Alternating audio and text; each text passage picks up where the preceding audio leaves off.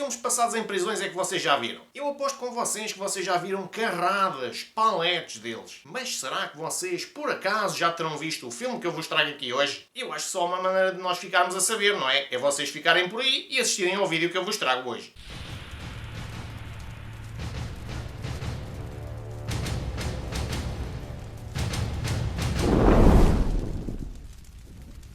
Olá, prisioneiros de serviço e design, fala barato e sejam bem-vindos a mais uma sessão em casa. Como eu já disse, filmes passados em prisões existem aos trambolhões. Até rimou, pá. É como o Faz Tudo está sempre a dizer, nós aqui no canal temos uma certa veia poética. O problema na maior parte dos filmes que são passados em prisões é que normalmente são todos assim meio que parecidos uns aos outros porque são todos passados em prisões civis. Por isso, meus amigos, eu hoje trago-vos aqui um filme que dá pelo nome de The Last Castle, ou em português, O Último Castelo. A diferença entre O Último Castelo e outros filmes deste género é que enquanto os outros são passados em prisões civis, este filme é passado numa prisão única e exclusivamente militar. Aqui nesta prisão, tanto as regras como os prisioneiros comportam-se, digamos que, de maneira um tanto ou quanto diferente que das prisões que vocês veem noutros filmes. Digamos que neste caso eles seguem uma espécie de código de honra que faz com que eles respeitem um pouco mais este sistema judicial que os está a enclausurar. É claro que não quer dizer que não hajam aqui algumas sessões de pugilato entre alguns dos prisioneiros, mas se vocês estão aqui à espera de ver pessoas a serem esfaqueadas pelas costas e coisas do género, vocês não vão encontrar aqui nada disso. Mas como é óbvio, e como eu estou sempre a dizer, nesta prisão nem tudo é um mar de rosas e existem aqui 2 ou 3 guardas prisionais que, digamos com o certo aval do diretor,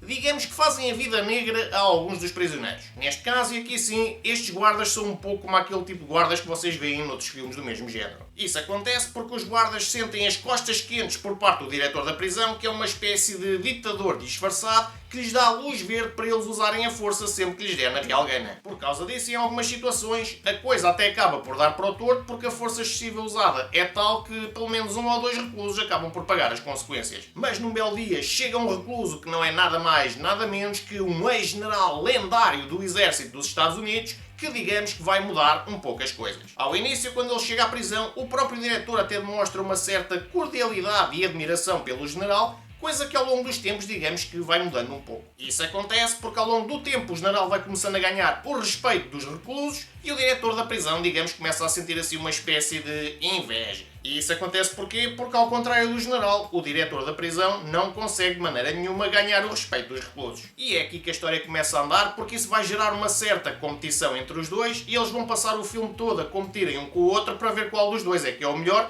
e qual dos dois é que consegue ganhar o respeito de toda a gente que está dentro da prisão. E é exatamente uma dessas partes que tem piada neste filme. É toda a fricção que existe entre estes dois personagens durante toda a duração do filme. Para nós aqui no canal, este é sem dúvida nenhuma um dos pontos fortes do filme O Último Castelo. A tensão vai aumentando de tal maneira ao longo do filme que vai culminar num embate final entre os dois em que as coisas vão acabar, digamos que, de maneira explosiva. O Último Castelo estreou nas salas de cinema em 2001 e custou aos cofres da DreamWorks Pictures uns belos 72 milhões de dólares. Agora, o grande problema é que apesar do filme ter tido um investimento em idolatrinos bastante simpático, ter personagens carismáticos e uma história até bastante decente, nas receitas bilheteiras gerou apenas 27 milhões. Escusado será dizer que este filme foi um autêntico fracasso. O diretor da prisão é protagonizado pelo veterano e já desaparecido ator James Gandolfini. Apesar de ele ser aquele ditador que eu já mencionei, ao início eu confesso que nós até sentimos uma certa simpatia e até alguma pena por este personagem. Afinal de contas, inicialmente ele parece tratar toda a gente com simpatia e cordialidade, mas ao longo do filme nós vamos descobrir que afinal de contas isso não é mais do que uma cortina de fumo. Já em outras ocasiões, o personagem dá uma raiva tal a quem está a ver o filme que nos dá uma enorme vontade de lhe dar uma bela morraça nos queixais. Já o general e respectivo herói deste filme é interpretado pelo também já veterano ator Robert Redford. Aquilo que, na minha opinião, faz com que este personagem seja, sem dúvida nenhuma, o herói deste filme é o facto de ele ser um personagem ponderado e humilde, ao mesmo tempo também consegue ser carismático e impõe um certo respeito cada vez que aparece no ecrã. Porra, se este homem me convocasse para eu participar na rebelião que se vai passar nesta prisão, eu alinhava sem qualquer sombra de dúvidas, sem pensar 2 vezes. Uma coisa vos digo, meus amigos, aqui com a ajuda do Fala Barato era vitória garantida. Ainda por cima, no meio destes atores, ainda temos um elenco secundário bastante decente e aquele que talvez chama mais a atenção é protagonizado pelo ator Mark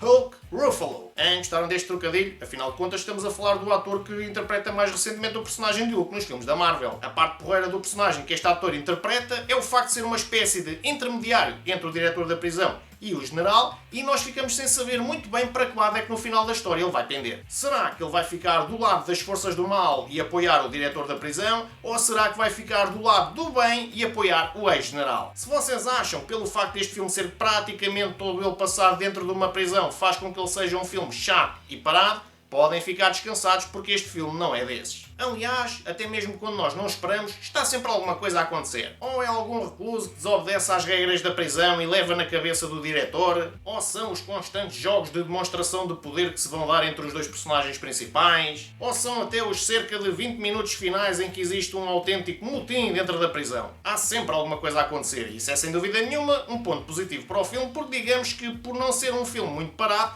há uma certa dinâmica que nos faz continuar a ver o filme até ao fim. Como em qualquer outro filme, existem partes boas e partes más, e obviamente The Last Castle não é exceção. Eu acho que neste caso, uma das poucas coisas que nos chamou um pouco mais a atenção, como sendo um ponto menos positivo, é o facto de existirem aqui pelo menos 2 ou 3 personagens que podiam ter sido um pouco mais aproveitados, mas de certa maneira isso também não vai fazer grande diferença porque eles também não iriam fazer grande coisa extra. Outra coisa é que o filme também tem algumas cenas de ação que foram guardadas mais para o final. Por isso, para aquela malta que gosta de ver filmes com os tiros e bombas e socos nas trombas, vocês vão ficar bastante satisfeitos com as cenas do motim. Aqui há tudo, meus amigos. Há cenas de pugilatos, tiros e bombas e socos nas trombas, cenas com duplos bastante bem feitas e, acima de tudo, sempre feitas na prática. Ou seja, se vocês estão aqui à espera do uso exagerado de efeitos especiais digitais gerados por computador, podem esquecer. Aliás, isso é mais um ponto a favor neste género de filmes porque faz com que nós fiquemos ainda mais investidos na história em vez de estarmos a ver se os efeitos especiais estão bem feitos ou mal feitos. Pois é, este filme foi feito numa altura em que, apesar de já existirem efeitos especiais bem realistas, era uma altura também em que os estúdios de cinema não abusavam tanto deles como abusam nos dias de hoje,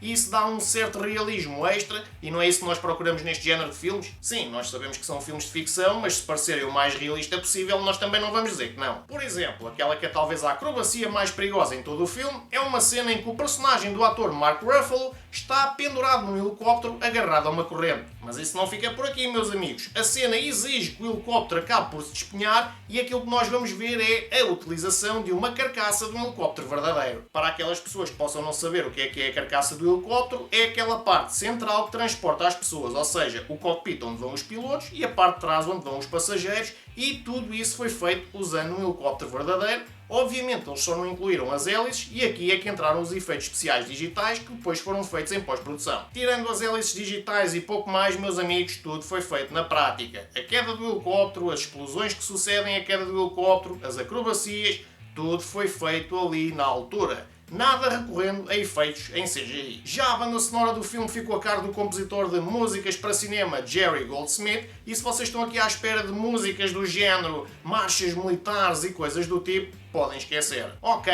as músicas até têm ali um certo tom militar em algumas situações, mas basicamente esta banda sonora faz-nos lembrar um pouco as bandas sonoras da trilogia original dos filmes do Rambo, ou não fosse o compositor o mesmo. Resumindo, a malta aqui no canal acha que aquelas pessoas que nunca assistiram ao filme O Último Castelo devem assistir a ele pelo menos uma vez na vida. Não é propriamente um filme perfeito, mas podem acreditar em mim que o vosso tempo também não vai ser desperdiçado. É por estas e por outras que The Last Castle vai levar a nota final de 3.8 baldes de pipocas. Gostaria de saber se este vídeo foi útil para vocês e se a resposta for sim e vocês ainda não estiverem inscritos no canal, talvez até ponderem no fazer, e já agora, se possível, se vocês nos ajudarem a divulgar pelas vossas redes sociais para aquelas pessoas que possivelmente não conheçam, a gente agradece. E sim, eu disse toda a gente, porque afinal de contas não sou o único que estou aqui neste canal, não é? Há o Julinho, há o Faz Tudo, e quem sabe se no futuro não irá aparecer aí mais alguém. Por isso, e em nome de toda a equipa de uma pessoa deste canal, espero que vocês tenham gostado e desde já agradeço também a vossa ajuda caso vocês decidam ajudar. Muito obrigado por terem assistido e continuarem aí desse lado do ecrã, espero que vocês tenham gostado, grande abraço a todos e corta!